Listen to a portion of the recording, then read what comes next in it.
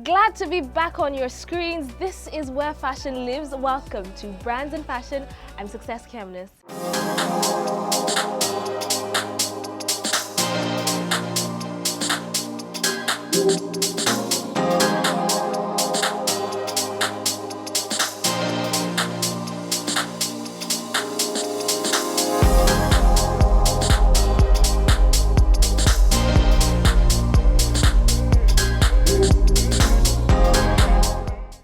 This is Brands and Fashion. You are welcome. Moving into the trend for today, we have maxi dresses. Yay, one of my favorites. Maxi dresses are the most comfortable things ever. So let's just go and look into them.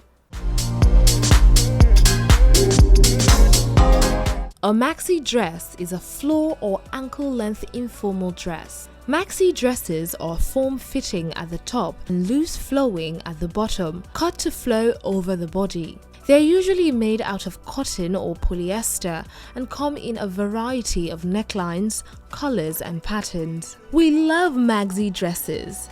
They've been everywhere for the past few years and for good reason. The maxi dress first became popular during the 1960s when it was designed by high-end fashion designer Oscar de la Renta. The dress continued to remain popular through the 70s until it went into a bit of a recession during the 80s. During this period, play suits became more popular and these were ultimately replaced by mini skirts during the 90s. It wasn't until recently that the maxi dress began to make a comeback.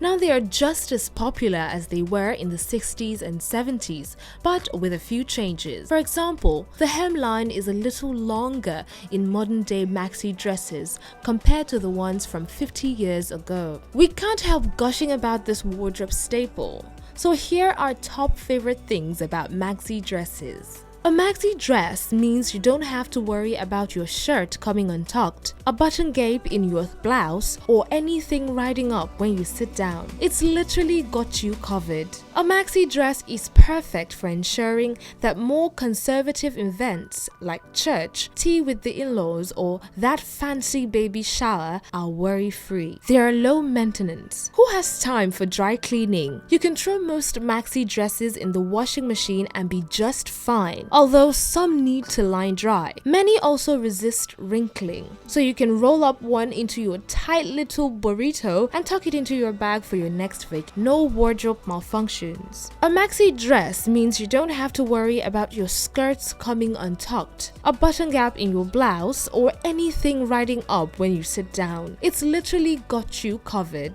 A maxi dress is perfect for ensuring that more conservative events such as church, tea with the in-laws, or fancy baby showers are worry-free. They're classic. As much as we love a good trend, maxi dresses date back to the 70s and aren't going out of style anytime soon. They have major staying power due to the wide variety of patterns, styles, colors, and fabrics available. A solid color maxi in its classic shape will see you through changing fads. All you have to do is update an accessory or two. Now, because maxis come in so many different styles, you'd want to give some consideration to where you're planning to wear them to. For example, if you're planning on wearing your maxi at night, you may want a more formal maxi dress, such as one with sleeves or one that is made of a luxe fabric. For everyday daytime wear, go with a casual and versatile maxi dress. To complete the casual look, try pairing your dress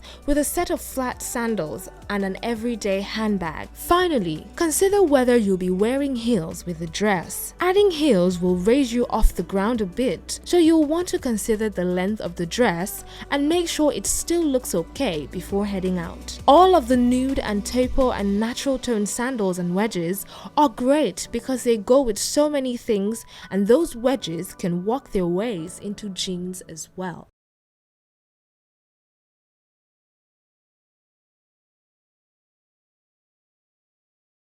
Like I said, maxis are the most comfortable thing, and I think it is great for every woman to, have them in their closet.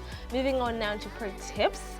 we'll be discussing the art of finishing and detailing in dressmaking. You know, I feel like this topic is very important, especially to those who are aspiring designers, people that want to own brands. To dissect this topic with me is the CEO and creative designer at Isi Fine Couture in the person of Ofwane Favor. Welcome. Thank you. Did I call the name right? Yes, you did. Ofwane. One land. Yes, okay. So I happen to know a thing or two when it comes to Igbo, right? Okay. I'm trained. I tried. Yeah, you tried. Thank you so much for coming on. So I just want to know how important, or what is the importance of finishing and detailing in general? For me, fashion is about finishing and details. If you don't have finishing, you don't have a good details. What you have to offer? Because I can't imagine wearing a piece that looks all wow and getting close and seeing tacky stitches and thread flying about. That's off. That's no fashion. It's not fashionable. So there's nothing fashionable about having a good design and the finishing is terrible. Nah. So, I don't think you want to come out and wearing a dress that is creased. At all. That's part of finishing. So it should be. Oh, okay. So if you finish sewing clothes and then you just leave them, especially if it's the local designer and you don't iron them, the finishing is bad. Zero. That's strong. Okay, now let's talk about detailing. What pieces or what in dressmaking makes up detailing? Okay, detailing starts from the point where you sort the fabrics, from the thread, everything. You put everything together. You don't expect to sew a dress that is of a white color background and using a red thread to sew it. So you have to sort everything from the beginning, the start, even creating the design, drafting the pattern. The detail starts from there, because any single error from the drafting, the design is gone. So detail starts from the main beginning, from sorting the fabric, creating the pattern, cutting the fabric and sewing, then down to finishing. Okay, fantastic. So what about those pieces that say you add onto clothes? Are they part of details? Yes, it is. Detail in clothing goes from the start to finish. Now, what you just talked about is styling, the styles, the patterns you add, the extras. Yes. But detailing is not just the extras. Details start from the beginning. Wow. Yeah. So people would think that, okay, details, when you finish sewing the whole clothes, then you now start picking things out. Detailing too, it's part of detailing. So, but then it starts, you're saying now that it starts from sorting the fabric. Wow. Yeah, Fantastic. You can have lovely patterns and everything you want to attach, or pleats you want to attach on a dress, then you're attaching it on the wrong fabric. That's no detail. Okay, so you have to consider, okay, this material, yeah, what kind of appliques will work, yes, this for the style. Yes. Wow. So I didn't know that. I already told you what I know, but now we are learning. That's the reason we have our books and our papers out when we are on pro tips, because we have people like Favor who come here and just teach us basically. And so when it comes to dressmaking in general, what should be the driving force behind the design creation basically? Okay, some designs are abstract.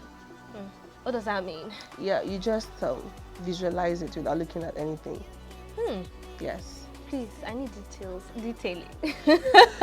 So I need details. Yeah, it's just abstract. You could just sit down and you're watching something and you're like, okay, I could do this. Then while some other ones are things you see people do and you want to recreate. So it depends on what you're looking out for.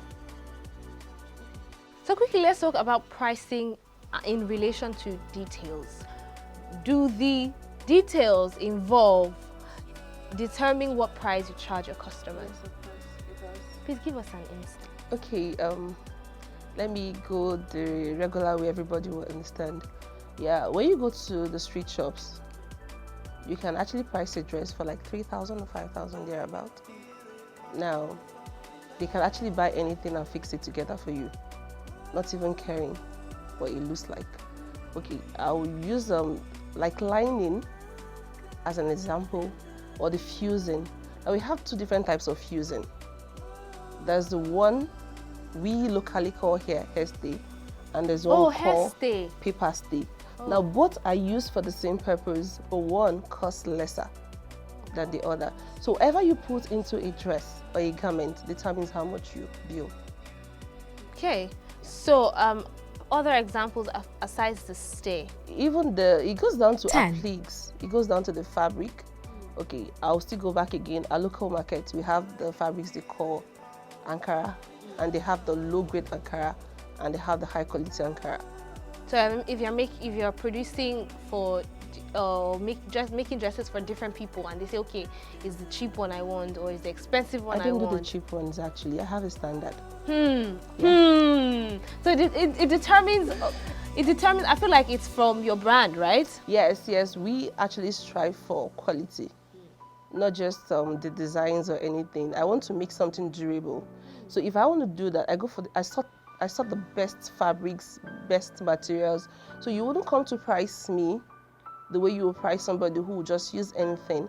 So my standard is quality. So if you want quality, I'm available. If you don't want quality, I'm not available. You can really tell from what she's wearing. You made this. Yes, please. So just know if you're not ready. But then I would say, is it affordable?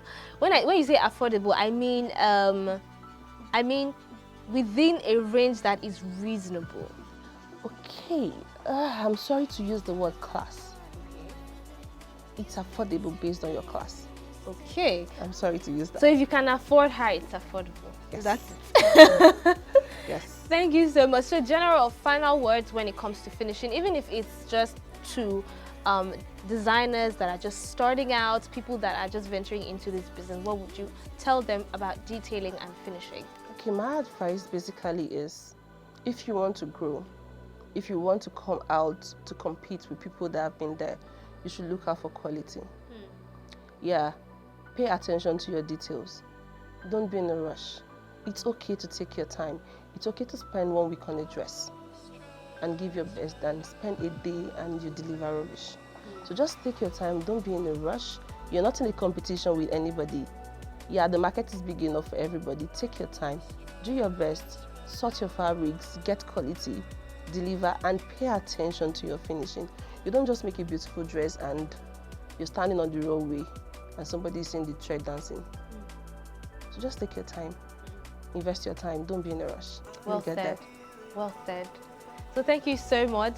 I did not know, if there's anything I picked, it's the detailing. How it starts from the very beginning, from picking the fabrics until the time you are ironing. Hey, someone would even think it's until the time maybe you finish sewing, you finish the sewing. So it goes down to even ironing. Thank you so much for that.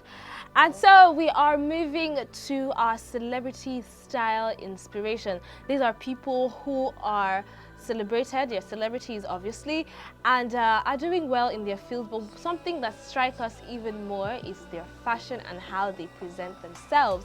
Today we have Ayanda Thabete. Now Ayanda Thabete is a South African actress, entrepreneur, television presenter and model.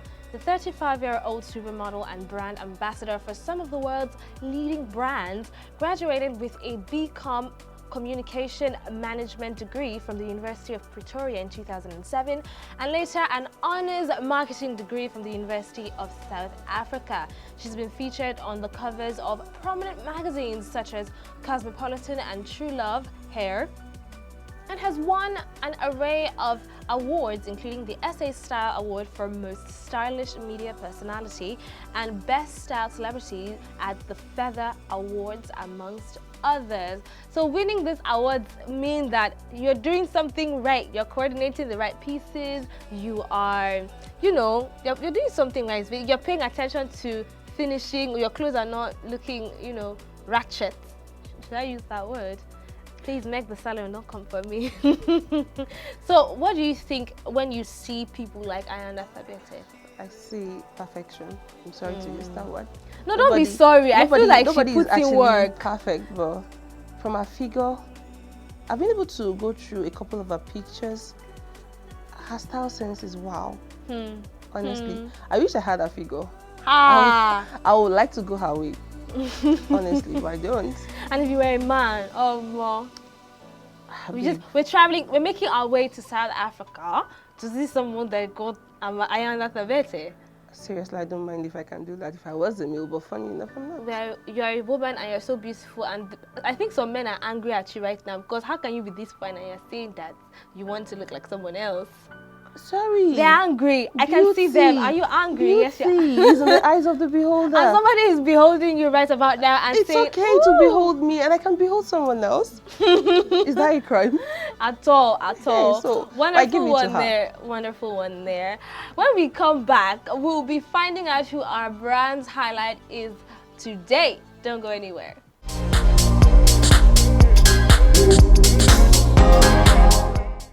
Welcome back. This is still Brands and Fashion. We've been having a fantastic conversation on here, talking about detailing, talking about finishing with the ever beautiful Favor.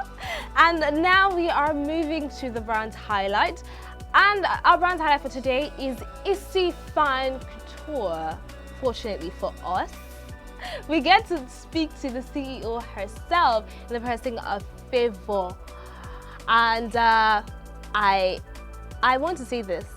I want to say that I see an embodiment of your brand in you. She walked in here and I was like, oh, this person is a fashion designer indeed. Thank you for staying here. She wants to cry. It's allowed. We have tissue. I don't know who's cut to this onion. Who's cutting onion? So yes, Issy Couture does bespoke and what other stuff? Actually ready to wear.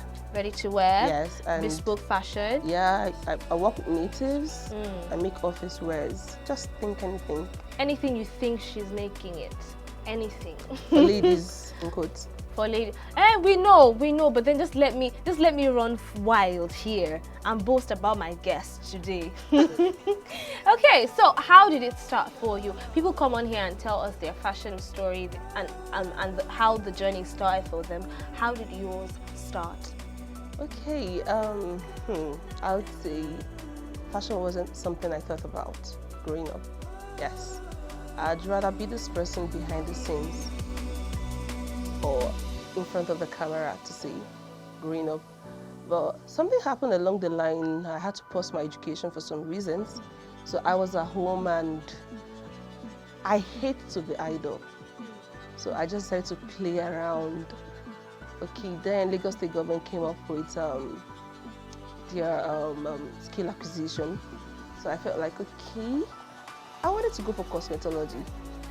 Yeah, because I think I would love skincare and all that. So I got there and I was told that course wasn't available. Okay, I can't still sit at home. I must do something.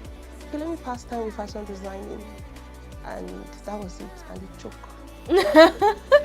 So it happened that I got there and I found it fascinating. I've always had issues with my tailors back then. I tend to see things the way I want to see them. And I put it to them, this is what I want, but they give me what they want to give me. And when they give you, they'll not be like, is it? Check this style and it's the same. Just put your leg in front like this. You know them. So that thing was always there. So I just wanted to pass time, like I said, not like I wanted to do it for real. But I got there and I got entangled somehow. I started liking it. I started liking it gradually. I, who wouldn't call myself a tailor, I'm sorry, I'm one of those people who looked down on tailors back then. Yes, I must confess. And you've become one. Fortunately, I am. So I used to look at them as people who actually not, perhaps they went into tailoring because they don't know what they want to do. There was no other thing. That was just the only option. But I got there and I found out it's a different thing entirely. It's a beauty on its own. It actually brings out you, your inner mind. For me, who you are is what you create. So fashion designing is a way to express what is being created in your heart. So I got interested. And the rest is history, they say. Yeah. I had my basics with Lagos State government, but along the line, jokingly, I was one of the best students. How? Jokingly, I got a scholarship to study with Lisco Taylor's Academy, and since then it's been. So we don't bring just anybody on the show, as you can see. This is a trained fashion designer or tailor, as they like to call themselves, that has worked with Blisco, that was taught by Blisco. Is it not just a wow? So let's compare customers that that want bespoke pieces to customers that like ready to wear. Which is easier, or let's see which involves more work? Bespoke obviously involves more work, because ready to wear is something you create and you bring it out. But bespoke is something somebody wants. Like, it's a dream. You're bringing the dream to reality. The person is telling you, this is how I want it. So you go the extra mile to give them their dream in the reality. Okay, so how has the inflow been for you, and just being in this business, how has it been for you so far, and where do you intend to take it next? Okay, so far it's been beautiful. It's not been an easy journey, I must say. I didn't start big, I started small. In fact, I started with no machine. Yeah, I didn't have a machine, so I had to go to friends' place to do my assignments. Okay, gradually I started getting jobs. I didn't still have a machine. I still have to go to my friend's place to make it done for people. So it's actually not been a rosy one, but it's been consistent and I'm growing. Yeah. So where do you want to take this brand? To the international level. Yeah, first I want to find myself on the same platform with Diola Sagu. A lot of people have been mentioning that name. The reason is perhaps because she's an African and a Nigerian, to be precise, and she's doing good. Nobody wants to identify with somebody who isn't doing well. That's true. So I guess that's why we all look up to her. So if I can get that way and gradually step up. From there, go from there. To the international level, I want to compete with just anybody. Fantastic. So how do we find Issy Fan Couture? Instagram, Facebook? Yeah, I'm on Instagram. Okay. With Issy Fan Couture. I'm on Facebook with Issy Fan Couture. As well. So yes. You know how to reach her, or you just check her out, as usual. Fantastic having you on the show. It's been an amazing one. Thank you for coming. Thank you too. So we're moving on to the last lab right about now. We'll be talking about our fashion talent, finding out who that person is and celebrating that person as usual. Today we have Peniel Echil. Peniel Echil is an award-winning fashion illustrator of Ghanaian descent, raised in England. Her work focuses on empowering women of color as well as depicting day-to-day phenomena. Now, working as an independent artist, she creates amazing designs for great products such as t-shirts, stickers, posters, and phone cases. Now, Peniel is very fond of illustrating and drawing inspirations from roaming blogs, everyday styling, and what's hitting the runway. Her father being her biggest, as she looks up to him a lot. Now, aside illustrating, Peniel enjoys cooking, movies, and music. Do you love music? Yes, and I love cooking. But what funny enough. You see, okay, so many things in common when we talk about creatives. But then again, who hates music? I don't really think people hate music. But then the disparity comes with the genre, I guess. Wait, what? With the genre, different genres. Yes, of course. So, as a fashion designer, do you illustrate as well? No. Or do you outsource that one to other people? outsource that. So, but I'm looking forward to being able to go through a course and do that myself. But for now, you just outsource? Yes. So the learning never stops. It's never too late to learn. This person is already a boss in putting the pieces together and dropping it hot, but she's still going back to learn how to illustrate, and that's fantastic. I love to see. Thank you so much. And with that, we've come to the end of this beautiful episode. I hope you learned a thing or two. Make sure to follow iBrandTV on all social media platforms. We are on YouTube. Make sure you're subscribed. It's at iBrandTV on Instagram and Facebook. My name is Success Cameron. Goodbye.